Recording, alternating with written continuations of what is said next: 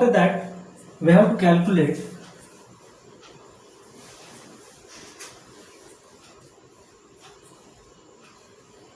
position of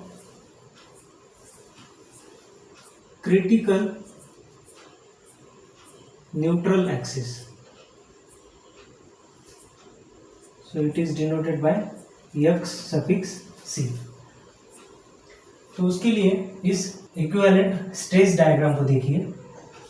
तो यहाँ पे ये सिग्मा सीबीसी है, permissible compressive stress in concrete in bending. तो यहाँ पे ये जो है ये कॉम्प्रेसिव फोर्स है इस ट्रायंगुलर पोर्शन में,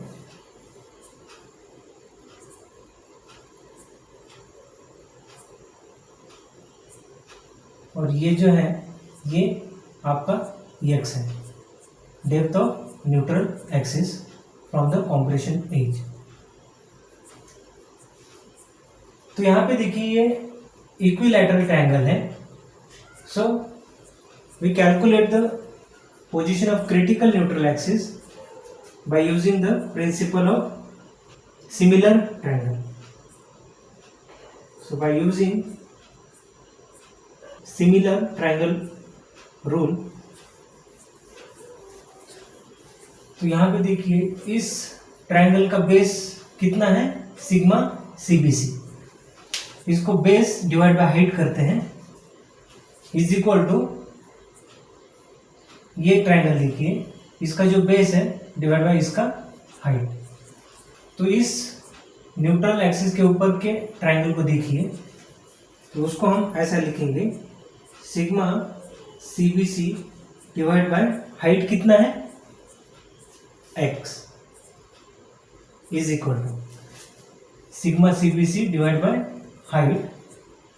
अभी इस ट्रायंगल को देखिए, न्यूट्रल एक्सिस के नीचे का जो ट्रायंगल है, तो उसका बेस कितना है, sigma S T by M divide by this height. तो ये हाइट कैसे निकालेंगे हम, तो ये टोटल डिस्टेंस कितना है, d है, इफेक्टिव डेप्थ। तो इस डेप्थ को कैसे निकालेंगे हम, टोटल d माइनस x। तो टोटल डिस्टेंस कितना है, ये d है, उसमें से ये x माइनस कर देंगे, तो ये डेप्थ हमें मिल जाएगा। So I will write here d minus x। तो इस ट्रायंगल का हाइट कितना आ गया, d minus x। So base divide by height, so sigma S T divide by m divide by d minus x। Now sigma CBC divided by sigma ST divided by m is equal to, इस x को हम उस side ले जाएंगे, तो यहाँ पे divide है, यहाँ पे मल्टीप्लाई हो जाएगा, x divide bye d minus x। तो यहाँ पे देखिए सिग्मा ST बाई m है, तो ये थर्ड फ्रैक्शन को हम, इस थर्ड फ्रैक्शन को हम न्यूमरेटर में लिख सकते हैं। Therefore m into sigma CBC divide by sigma S T is equal to x divide by t minus x। तो यहाँ पे हमें क्रिटिकल न्यूट्रल एक्सिस का पोजीशन फाइंड आउट करना है। तो यहाँ पे हम अज्यूम करेंगे x is equal to depth of neutral axis is equal to depth of critical neutral axis. So this value we put in this equation. Therefore m into sigma CBC divided by sigma ST is equal to xc divided by d minus x. This is the number one equation. So by using this equation we can find out the position of critical neutral axis.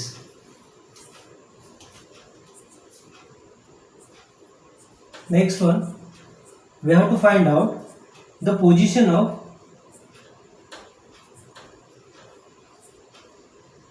actual neutral axis.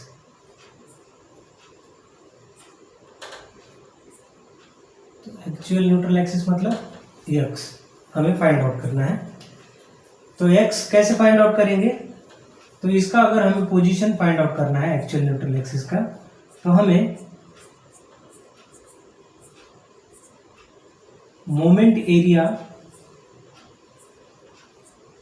Of steel और moment area of concrete को equate करना पड़ेगा। Therefore moment area of steel is equal to moment area of concrete. तो इनका moment area हमें equate करना पड़ेगा। तो मोमेंट एरिया ऑफ स्टील क्या रहेगा? तो मोमेंट क्या रहता है? Moment is nothing but the force into perpendicular distance. तो यहाँ मोमेंट एरिया लेना है हमें, मतलब area into perpendicular distance up to the neutral axis. तो यहाँ पे देखिए एरिया ऑफ स्टील कितना है? m into AST, m into AST into, अभी ये डिस्टेंस कितना है?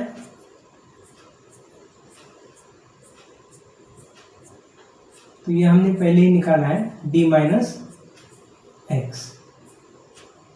So I will write here d minus x. मतलब मोमेंट एरिया क्या रहेगा? Area into perpendicular distance.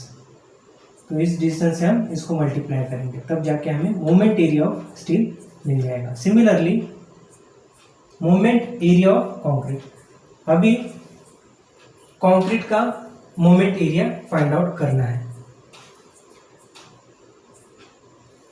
तो सबसे पहले एरिया कितना है कंक्रीट का?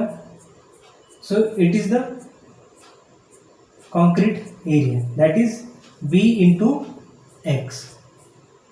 सो I will write here b into x into, अभी ये एरिया कहाँ पे एक्ट होगा? तो इस एरिया के हाफ में ये एरिया एक्ट करेगा। तो ये डिस्टेंस कितना है? x divide by 2, b into x into x by 2, मतलब यहाँ पे इसके हाफ में एक्ट करेगा। तो मोमेंट एरिया ऑफ कंक्रीट भी निकल गया। तो इसको हम ऐसा भी लिख सकते हैं b into x square divide by 2 is equal to m into AST into d minus x. This is our second formula. तो इससे हम position of actual neutral axis find out कर सकते हैं। थर्ड वन, तो तीसरा हमें मोमेंट ऑफ रेजिस्टेंस निकालना है। Moment of resistance, so it is denoted by m r। So moment of resistance of an RCC section is an moment of couple formed by the total tensile force acting at the CG of reinforcement and total compressive force acting at the CG of concrete। तो इसे हम moment of, यहाँ पे जो couple form होता है तो उसे हम मोमेंट ऑफ रेजिस्टेंस कहते हैं। मतलब ये हमारा CG ऑफ रेनफोर्समेंट है, टेंसाइल फोर्स, और ये CG of compressive force.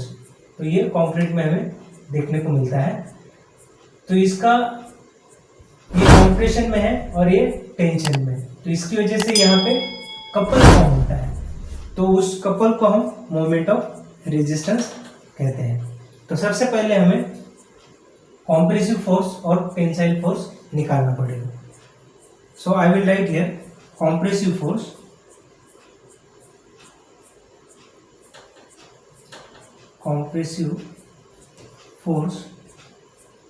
C is equal to average stress into area of compression.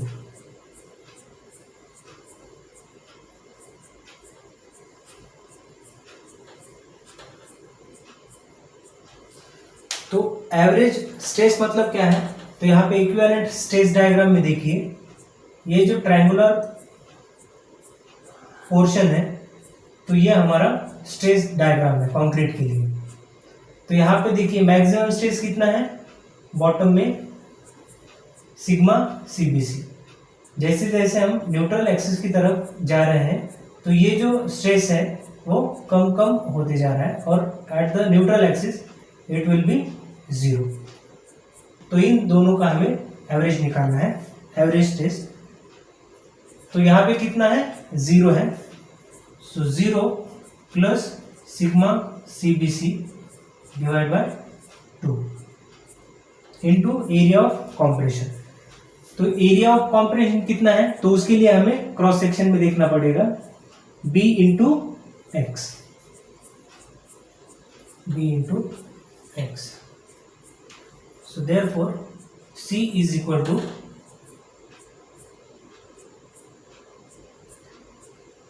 B into x into sigma CBC divide by 2. तो ये कॉम्प्रेशन के लिए फॉर्मूला है. Similarly tensile force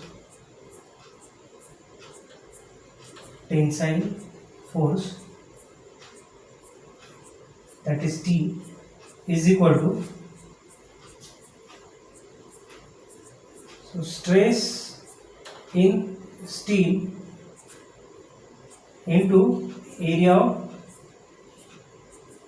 steel. तो हमें ये टेंसाइल फोर्स मिल जाएगा. तो स्ट्रेस इन स्टील कितना है, तो यहाँ पे हमें टेंसाइल फोर्स स्टील का ही निकालना है. तो सो स्ट्रेस इन स्टील कितना है, sigma ST into area of steel.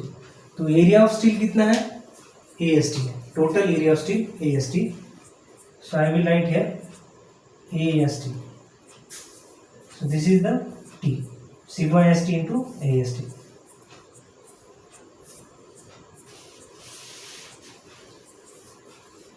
उसके बाद हमें मोमेंट ऑफ रेजिस्टेंस कॉम्प्रेशन के लिए निकालना है और मोमेंट ऑफ रेजिस्टेंस टेंशन के लिए निकालना है. So I will write here MR is equal to C into Z. Concrete के लिए है, कॉम्प्रेशन है, कॉम्प्रेशन इनटू लीवर आर्म. तो यहाँ पे देखिए ये लीवर आर्म है, distance between the compressive force and tensile force. तो Z की वैल्यू क्या रहेगी, Z को कैसे निकालेंगे हम, तो यहाँ पे देखिए यहाँ से लेके यहाँ तक कितना है टोटल डिस्टेंस, D है. ठीक है, इस टोटल डिस्टेंस में से हमें क्या निकालना है, x/3 इतना पोर्शन. तो ये पोर्शन हमें मिल जाएगा. So D minus x/3. So it is the lever arm. So moment of resistance for concrete that is C into Z, that is lever arm. So C का वैल्यू हमने निकाला है यहाँ पे, B into x into sigma CBC divide by 2 into lever arm कितना है, D minus x/3. So this is the moment of resistance for concrete. Similarly moment of resistance for steel. तो उसका टेंशन रहेगा T into Z.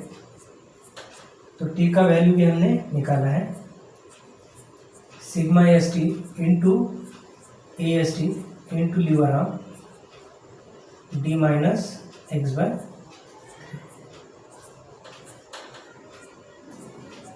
So in this way we can calculate the moment of resistance.